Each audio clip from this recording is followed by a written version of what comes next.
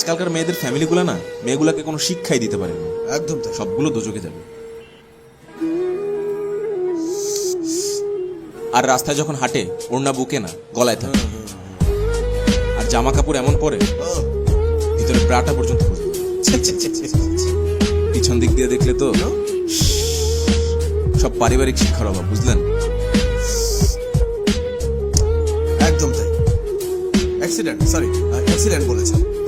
আপনার কথা মানতে বাধ্য হলাম ব্রো। মেয়েদের পরিবার মেয়েদেরকে কোনো শিক্ষা দিতে পারে না।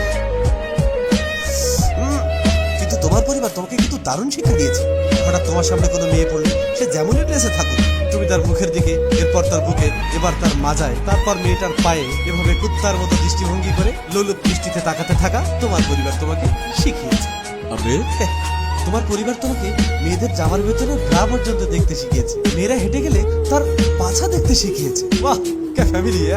অসাধারণ অসাধারণ, মুগ্ধ হলাম ভাই। আরে ভাই, হ্যাভ এনি আইডিয়া কোনো ছেলে যখন কোনো মেয়ের দিকে এরকম বাজে দৃষ্টিতে তাকায় তার কেমন ফিল হয়? তোমার বোনের কাছে জিজ্ঞেস করো, যে এটা উপলব্ধি করেছে।